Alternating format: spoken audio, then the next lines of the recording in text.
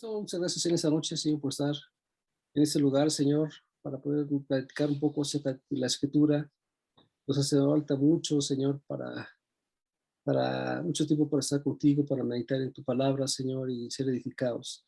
Damos gracias, Señor, en el nombre de Jesús de Nazaret. Amén. Amén. Por favor, esto que abran sus Biblias en 1 de Reyes, capítulo 1. No, perdón, 1 de Reyes, capítulo 5. 1 de Reyes, capítulo 5.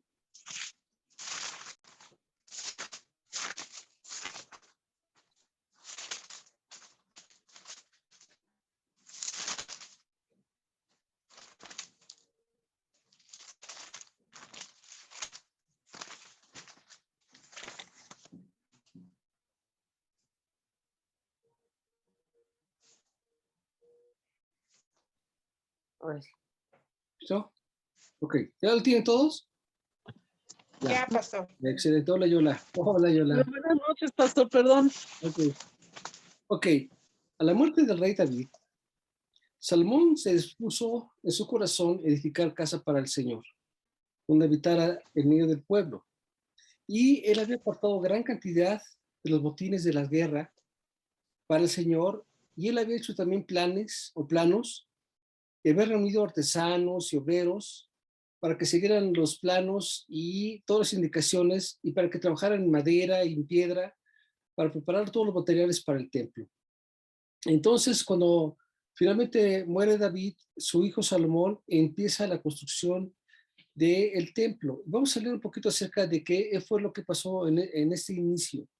Dice 1 de Reyes, capítulo 5, versículo 1. Dice, Hiram, rey de Tiro, envió también sus siervos a Salomón, luego que oyó que lo había ungido como rey en lugar de su padre, porque Hiram había siempre amado a David.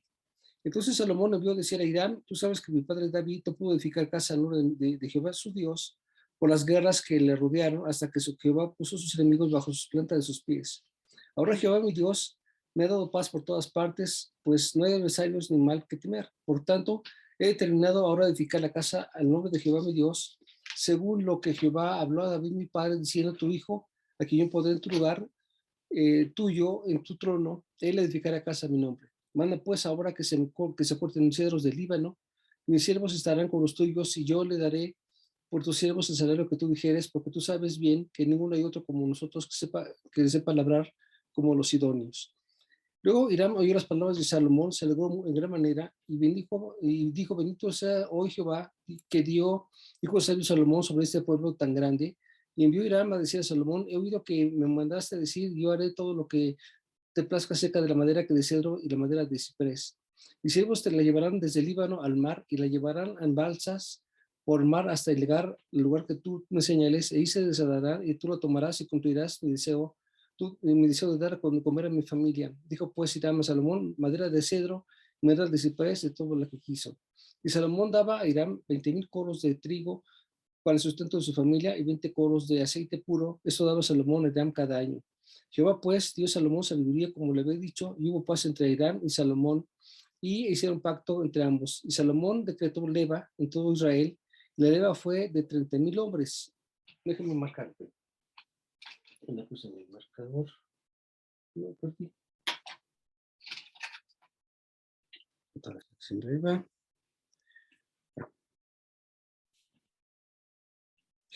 Dice, la cual se enviaba al Líbano de 10,000 en 10,000 cada mes por turno, vinieron a estar así 2 meses en Líbano y 2 meses en sus casas. Y Adoniram estaba encargado de aquella leva.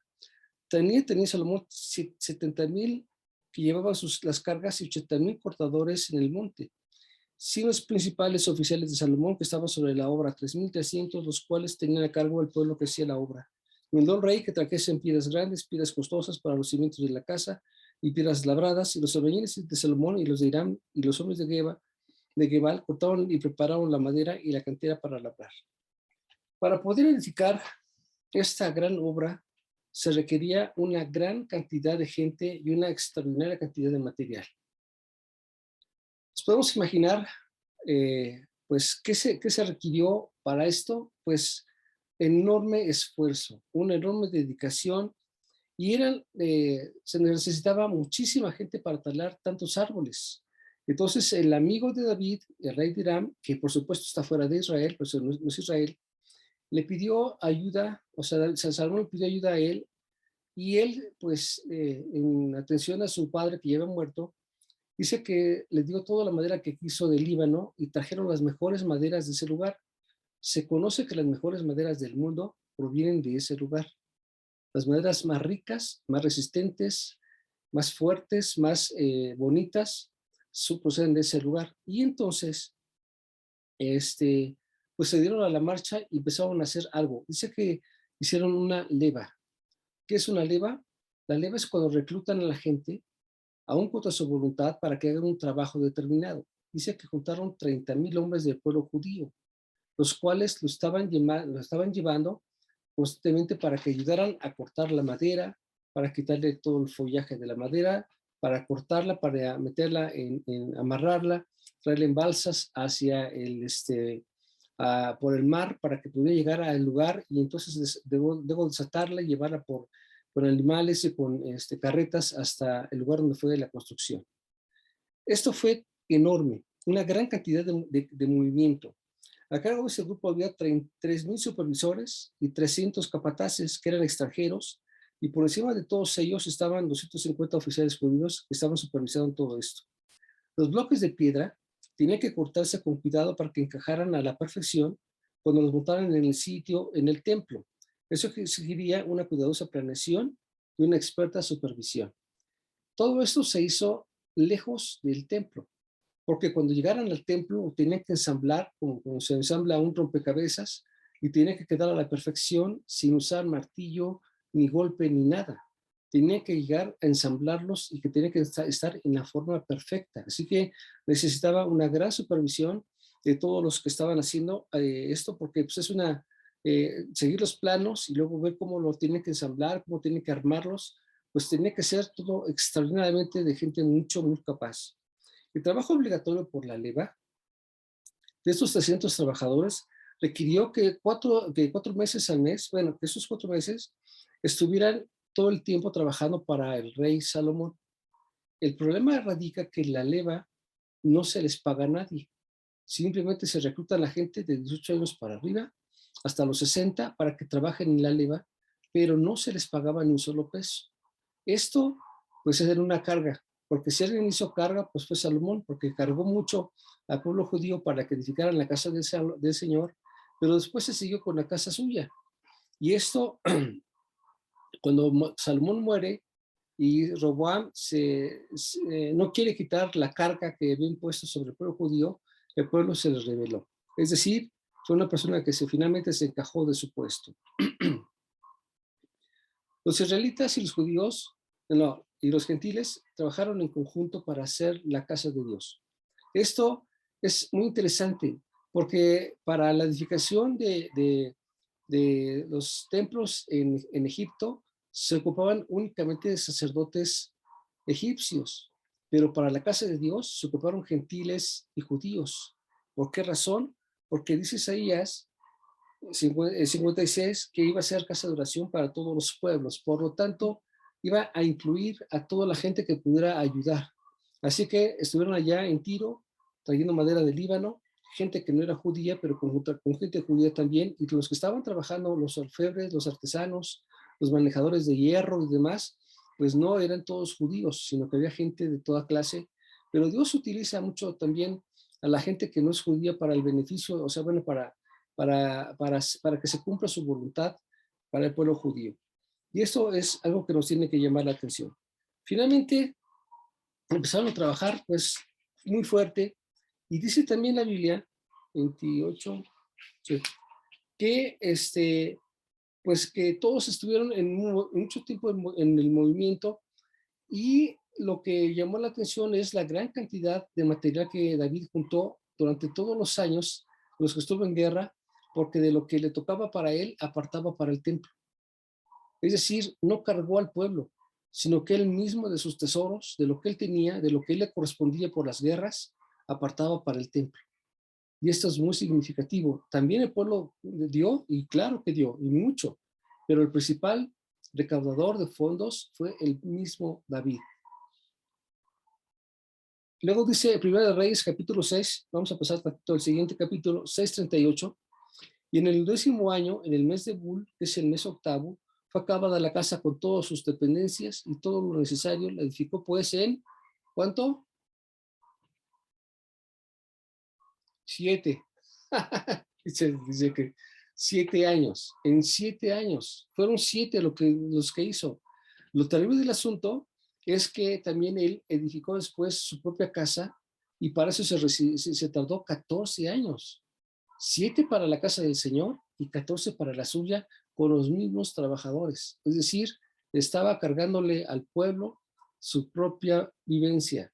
Vemos en Eclesiastés donde dice, yo edifiqué para mí casas y pórticos, y habla de lo que edificó, dice Eclesiastés, pero es porque realmente quien lo hizo fue el pueblo judío, pero el pueblo judío no se le estaba pagando, se le puso como un impuesto, por eso era la leva. Y vamos entonces allá directamente al 1 de Reyes capítulo 8, que ahí es donde me interesa mucho meditar, porque ese es el final de todo el esfuerzo. Dice 1 de Reyes 8, entonces Salomón reunió ante sí a Jerusalén y a los ancianos de Israel, de todos los jefes de las tribus y los principales de las familias de los hijos de Israel, para que trajesen el arca del pacto de Jehová a la ciudad de David, la cual es Sión. Y se reunieron con el rey Salomón todos los varones de Israel en el mes de Itaim, que es el mes séptimo, en el día de la fiesta solemne. Vinieron todos los ancianos de Israel y los sacerdotes tomaron el arca. ¿Sabe cuál es el mes séptimo? Es el mes donde se festejan las trompetas. En ese mes es donde se edificó o se dedicó el templo a Jehová. No sé quién es, pero quítame.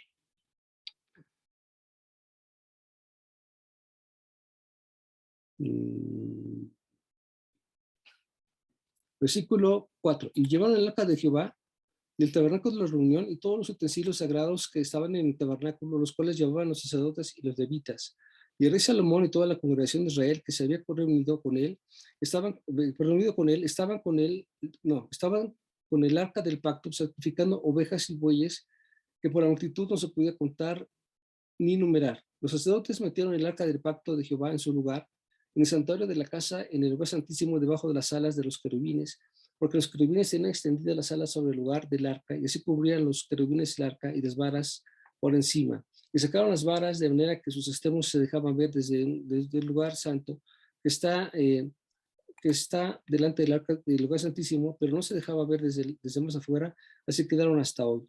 Y en el arca ninguna cosa había sido, no, y en el arca ninguna cosa había sino las 2 tablas de piedra que había puesto Moisés en Horeb, donde Jehová hizo pacto con los hijos de Israel, cuando salieron de la tierra de Egipto, y cuando los sacerdotes salieron del santuario, la nube llenó la casa de Jehová. Los sacerdotes no pudieron permanecer para ministrar por causa de la nube, porque la gloria de Jehová había llenado la casa de Jehová. Yo no sé si quieres detener video porque no sé cómo quitarle. ¿Qué? A él. ¿Quién es? A Francisco Javier va caminando. Pues desconéctalo.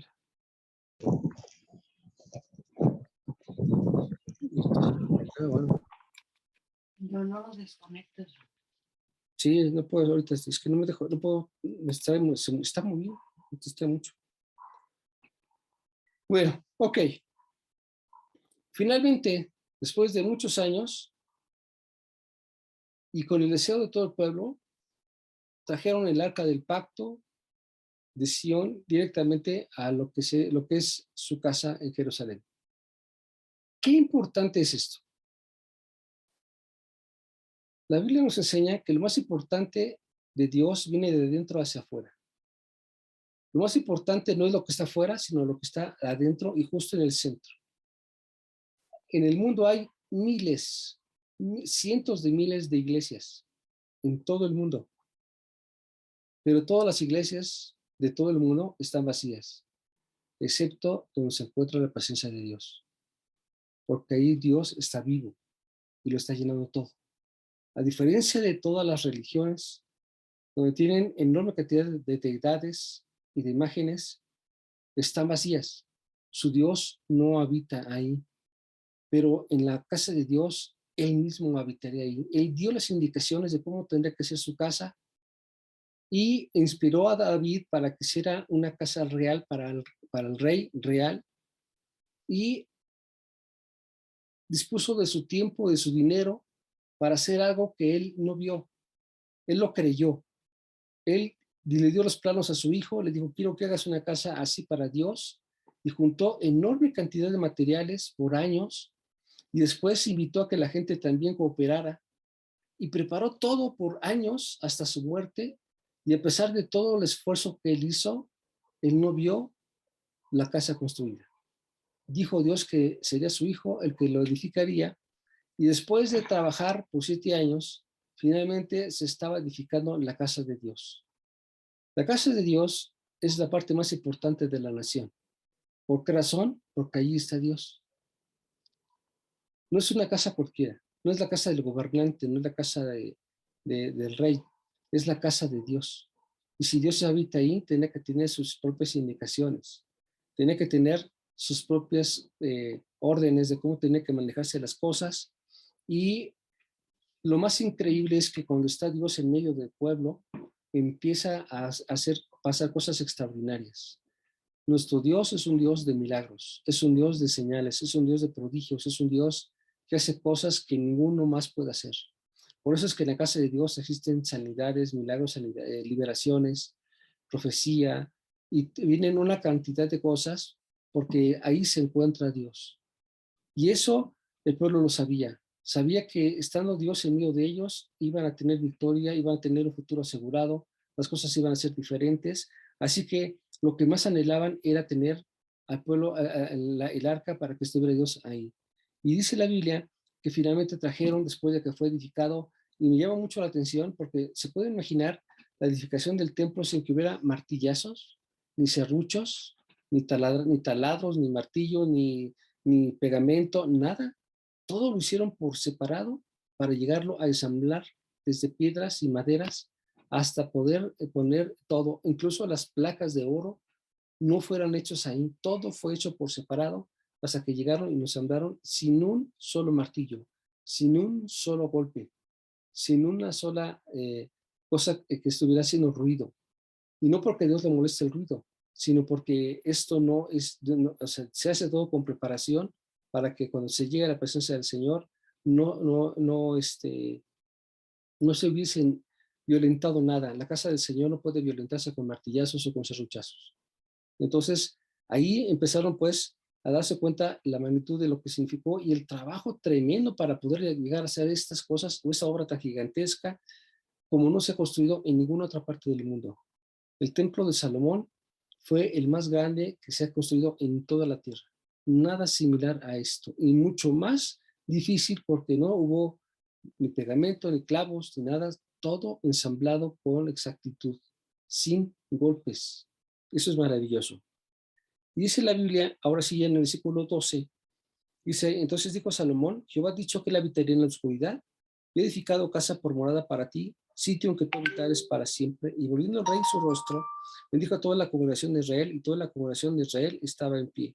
Y dijo, bendito sea Jehová, Dios de Israel, que habló David mi padre, lo que con su mano ha cumplido, diciendo, desde que te saqué de Egipto a mi pueblo Israel, no he escogido ciudad de todas las tribus de Israel para edificar casa en la cual estuviese mi nombre, aunque escogí a David para que presidiese en mi pueblo Israel. Y David mi padre tuvo en su corazón edificar casa al nombre de Jehová Dios de Israel. Pero Jehová dijo a David mi padre, cuanto a haber tenido en tu corazón edificar casa a mi nombre, bien has hecho en tener tal deseo. Pero tú no edificarás casa sino a tu hijo, saldré de tus lomos, él edificará casa a mi nombre. Y Jehová ha cumplido su palabra que había dicho, porque yo me he levantado en lugar de David mi padre, me he sentado en el trono de Israel, como Jehová había dicho, he edificado la casa al nombre de Jehová Dios de Israel. Y he puesto en ella lugar para el arca, en la cual está el pacto de Jehová que él hizo con nuestros padres cuando los sacó de la tierra de Egipto. Luego se puso Salomón delante del arca, del altar de Jehová, en presencia de toda la congregación de Israel, y extendiendo sus manos al cielo, dijo, Jehová, Dios de Israel, no hay Dios como tú, ni arriba en el cielo, ni abajo en la tierra, que guarda los pactos y la misericordia de tus siervos, los que andan delante de ti con todo su corazón. Que has cumplido a tu siervo David, mi padre, lo que le prometiste, lo dijiste con tu boca, y con tu mano lo has cumplido, como sucede en este día. Ahora pues, Jehová Dios de Israel, cumple tu siervo David, mi padre, lo que prometiste, diciendo, no te faltará varón delante de mí, que se siente en el trono de Israel, con tal que tus hijos guarden mi camino, y anden delante de mí, como tú has andado delante de mí. Ahora pues, Jehová Dios mío, Dios de Israel, cúmplase la palabra que dijiste a tu siervo David, mi padre, pero es verdad que Dios morará sobre la tierra, y aquí que los cielos de los cielos no te pueden contener, cuanto menos esta casa que yo he edificado. Con todo atenderás a la oración de tu siervo, de su plegaria, oh Jehová Dios mío, oyendo el clamor y la oración que tu siervo hace hoy delante de ti. Que estén tus ojos abiertos de noche y de día sobre esta casa, sobre este lugar, el cual has dicho, mi nombre está allí, y que oigas la oración que tu siervo haga en este lugar. Hasta aquí tantito, nada más. Qué hermosa oración de Salomón. Qué hermosa oración. Es increíble darnos cuenta cómo Dios puede hacer cosas tan extraordinarias, y cuando la gente en sus oraciones lo proclama, es más hermoso todavía. Dice la Biblia que lo que hizo Salomón era ponerse enfrente, dice que una vez que entró el arca del pacto, metieron el arca del pacto al lugar santísimo y quitaron las varas con las que le llevaban cargando, y cuando quitaron las varas y salieron, inmediatamente se llenó de un humo, el Shekinah, la presencia de Dios prometida.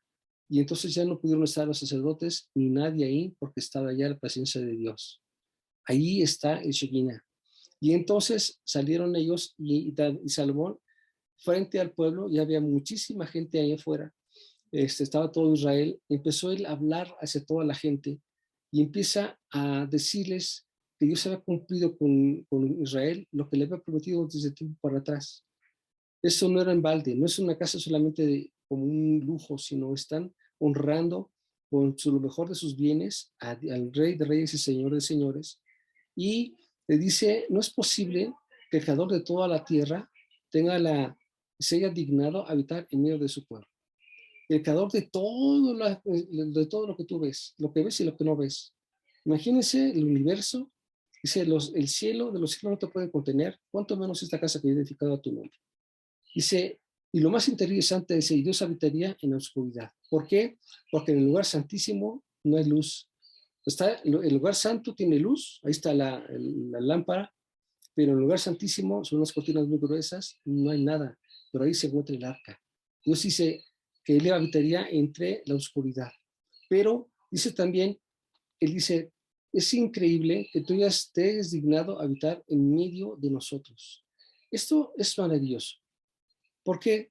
Porque Él en su grandeza decidió, después de haber creado el universo y todo lo que hay, las estrellas y todo lo que hay ahí, las cosas de las cuales tú y yo sabemos, no hemos visto todavía por su grandeza. Yo recuerdo haber visto en Discovery, me parece, un video donde estaban pasando la Tierra, y luego fueron poco a poco alejando, y poco a poco alejando, poco a poco alejando, y poco alejando, y se empiezan a llenar miles y miles de planetas y de lunas y demás, y se empieza poco a poco asteroides, se empiezan a alejarse, hasta que de repente se pierde. Es un puntito, una cabeza de alfiler entre miles y miles y miles y miles. Esto, por supuesto, fue grabado por las cosas que han dado la NASA, que dan vueltas alrededor por años alrededor de las constelaciones para sacar fotografías y mandarlas.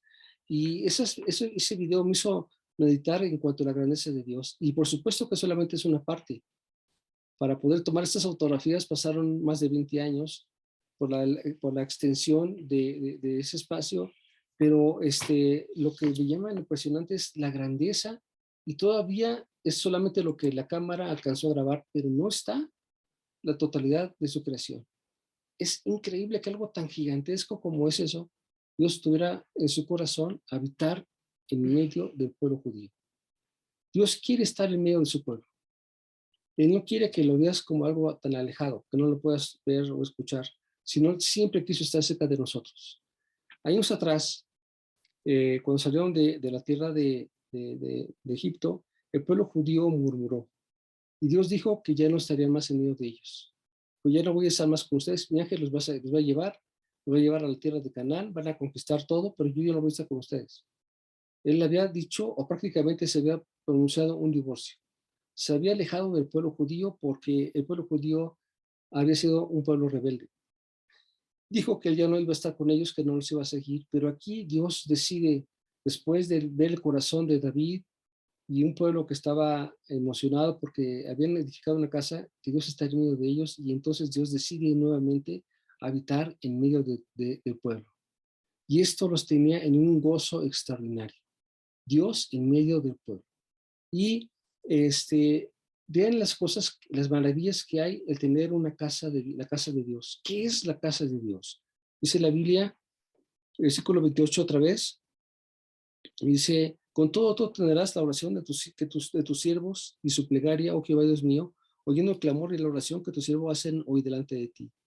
Que estén tus ojos abiertos de noche y de día sobre esta casa, sobre este lugar, el cual has dicho, mi nombre estará allí, y que oiga la oración que tus siervos hagan en este lugar. Oye, pues la oración de tu siervo y de tu pueblo Israel cuando oren en este lugar, así también tú lo oirás en el lugar de tu morada, en los cielos, escucha y perdona. Y si alguno pecare contra su prójimo y le tomare el juramento haciéndole jurar, y indigne el juramento delante del altar de esta casa, tú irás desde el cielo y actuarás y juzgarás a tus siervos, condenando al impío y haciendo recaer su proceder sobre su cabeza y justificando lo justo para darle conforme a su justicia. Si tu pueblo Israel fuere derrotado delante de sus enemigos por haber pecado contra ti y se le volvieren contra ti, confesar en tu nombre y oraren, interrogaren y suplicaren en esta casa, tú irás en los cielos y perdonarás al pecado de tu pueblo Israel y les volverás a la tierra que diste a tus padres. ¿Qué está diciendo Salomón? Dice, esta casa es una casa muy especial. Dice, porque cualquiera que viniera, porque estamos hablando que era para el pueblo judío, pero también estaban convocados los que no eran judíos. Dice, cualquiera que venga a este lugar y ore, tú orarás, escucharás su oración desde el cielo, los escucharás y atenderás sus oraciones. Donde quiera que se encuentren. Dice, y si hubieran cometido pecado, hubieran juramentado, hubieran quebrado, hubieran hecho algo indebido, si vienen a este lugar y claman a ti y oren, si tú los escucharás y los perdonarás y los ayudarás. Esto es una realidad. La casa de Dios no es nada más un lugar, es donde está Dios y está todo su poderío y toda su beneficencia, toda su compasión, todo su amor, toda su santidad está ahí. Y está cerca del templo de Dios, donde está su Shekinah, nos protege y nos ayuda. Nos guía directamente en el caminar con Dios a una vida de santidad. Y yo he visto, cuando tuve problemas con Ruth, que estuvo sumamente grave, no dejamos de practicarlo todos los días porque todos los días es un milagro.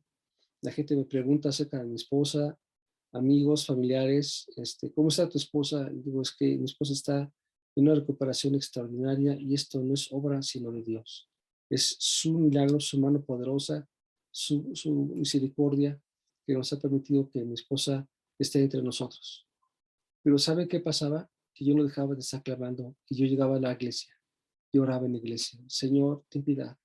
Y no porque estuviera la gente ahí, sino aún cuando no estaba la gente, Señor, ten piedad, ten misericordia, Señor. Tú dijiste en tu palabra, tú dijiste que cualquiera que viniera aquí a tu casa, Señor, tú escucharás en los cielos y atenderás a las oraciones. Perdona mis pecados, Señor, perdona los pecados de mi familia. Te suplico, Padre, que ayudes a esta situación, saques a mi esposa del hospital. Por favor, ten misericordia. Estaba delante de la presencia de Dios, vez tras vez, tras vez, tras vez, tras vez, tras vez, tras vez. Dios dijo que su casa era una casa de oración. No dijo que era el palacio de Dios. Dice, es mi casa, sería llamada casa de oración para los gentiles, para todo el mundo. Dice, y cualquiera que viniere y orar en este lugar, Dios escucharía. Hermanos, esto es una realidad. El amar la casa de Dios es amar el corazón. ¿Por qué? Porque lo más importante del hombre es su propio corazón. De ahí surge la vida. Entonces, el corazón de la iglesia es el templo. Ahí está donde amamos el templo, donde amamos su palabra, donde adoramos al Señor, donde aprendemos de Él, donde somos guiados y a veces disciplinados. Es el corazón del cristiano. Ahí está su casa. Y algo que tenemos que aprender a amar es precisamente su morada. Porque Dios dijo, cuando se edificó, Dios ordenó que se hiciera una casa aquí. Nosotros no estamos en Israel, y de hecho en Israel no hay templo. Sin embargo, nosotros tenemos un templo. La casa de Dios, Alfa y Omega, es su casa. Y dijo el Señor que ahí está su Shekinah. Su Shekinah está encima del templo para escuchar las oraciones de la gente cuando llegan y oran y se comportan y le piden perdón y reconocen sus fallas. Dios los está escuchando. Y dijo también que cualquiera que entrara a su casa no saldría igual. No entras y sales como cualquiera. Dios está ahí. Y yo les, como dije al inicio, hay miles, miles y miles de iglesias en todo el mundo, pero todas ellas están vacías. Pero la casa de Dios no está vacía. Ahí habita su Dios. Ahí está el creador del cielo y de la tierra. Él está para escuchar, para atender, eh, para cuidarte, para guiarte, para apapacharte, para decirte las cosas y también para perdonar. Cuando tú reconoces que es pecado y has fallado, puedes ir a la casa de Dios y pedirle perdón. No tiene que haber nadie.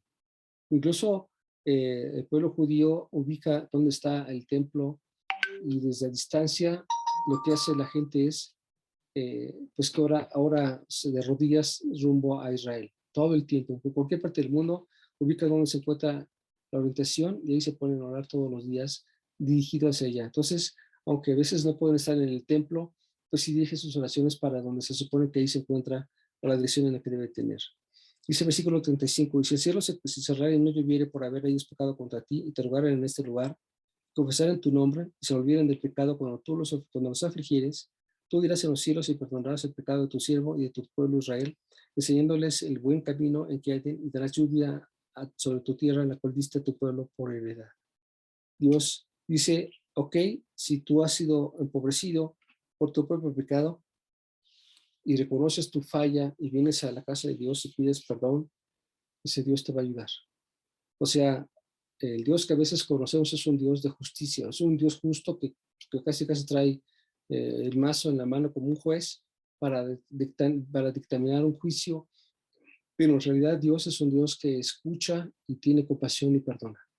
Ciertamente, ninguno estamos por nuestros propios méritos, sino que Dios nos ha limpiado, nos ha lavado, nos ha dado la oportunidad de tener un nuevo estilo de vida, que mucha falta nos hace, porque por nuestros propios pecados seremos dignos de la muerte, pero por estar escuchando a Dios somos renovados y tenemos la oportunidad de llegar a su casa a pedir perdón y que Dios nos escuche y nos dé la oportunidad de cambiar nuestro estilo de vida.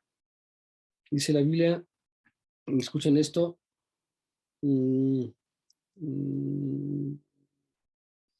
versículo 37, y si en la tierra viene hambre, pestilencia, tizoncillo, añublo, langosta o pulgón, si sus enemigos los sitiaren en la tierra donde habiten, cualquier plaga o enfermedad que sea, escuchen, cualquier plaga o enfermedad que sea, toda oración y toda súplica que hicieran cualquier hombre o todo tu pueblo Israel cuando sintieran la plaga en su corazón y extendieran su mano a esta casa, tú irás en los cielos en tu lugar de tu morada y perdonarás y actuarás y darás a cada uno conforme a sus caminos, cuyo corazón tú conoces, porque solo tú conoces el corazón de todos los hombres, para que te tema todos los días que vivan en la faz de la tierra, que tuviste en la faz de la tierra que tuviste a nuestros padres. Asimismo, el extranjero que no es tu pueblo, Israel, que viniera de lejanas tierras a causa de tu nombre, pues oirán tu gran nombre y de tu mano fuerte y tu brazo extendido, y orarán en este lugar, en esta casa. Tú irás en los cielos y en lugar de tu morada, y harás conforme a todo aquello por lo cual el extranjero hubiere clamado a ti, para que todos los pueblos de la tierra conozcan tu nombre y te teman como tu pueblo Israel, y extiendan tu nombre y entiendan que tu nombre es invocado sobre esta casa que yo edifiqué. ¡Oh, qué maravilla! ¿No les parece?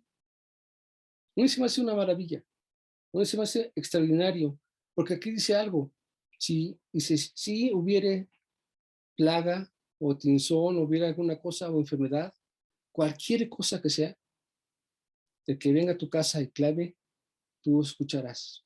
A mí me llama muchísimo la atención cómo Jesucristo dice en la Biblia que él sanaba todo tipo de enfermedades, sin preguntarles nada. Dice que llegaba por multitudes, eh, lo seguían enorme cantidad de gente con toda clase de enfermedades, ciegos, cojos, paralíticos, de toda clase de cosas, desde niños hasta adultos, hombres y mujeres, y a todos el Señor los sanaba. A todos los sanaba. Suena fácil, es increíble, es extraordinario, es maravilloso. ¿Por qué? Porque tu Dios habita, es real, está vivo. ¿Y sabes qué? Está cerca de ti. Y lo que es más maravilloso todavía es que Dios no habita en templos hechos por hombres. Dios habitó en el templo de Salomón, porque Dios lo prometió, pero dijo Dios cuando se acabó el templo, que Él habitaría en el corazón de las personas que le teman, porque ese es el templo. Nosotros somos templos del Altísimo Dios. Nuestro cuerpo es templo, porque ahí mora el Espíritu Santo, ahí mora la presencia de Dios Todopoderoso en nuestras vidas. Así que tenemos que vivir una vida de santidad y de agradecimiento y de esfuerzo, porque nuestro Dios está escuchándonos todo el tiempo. Qué bueno que tenemos una casa en la que podemos asistir y escuchar y amar y atenderla y cuidarla, porque allí se encuentra el Señor. Y saben que a veces, porque no lo vemos, se nos olvida, pero Dios está ahí para escucharnos. Y cualquier cosa que tú tengas o sientas, tragedias, dolores, enfermedades, preocupaciones, puedes llegar y pedir ayuda al Señor ahí, porque Dios está ahí para escucharnos. Eso es una maravilla. Dios creó un edificio gigantesco, un edificio enorme, el más rico que se ha edificado en toda la tierra, con los mejores materiales en un lugar tan pequeño, porque Dios estaba habitando ahí. Dios está habitando también en nuestros corazones y eso nos tiene que dar mucho gozo. Vivir en santidad es el privilegio del creyente para estar en su presencia todos los días. Hermanos, ya se me acabó el asunto. Dios les bendiga, pasen buena noche, pórtense bien. Hasta pronto. Gracias, pastor. Buenas noches. Buenas noches. Muchas gracias, pastor. Buenas noches a todos. Buenas noches. Gracias.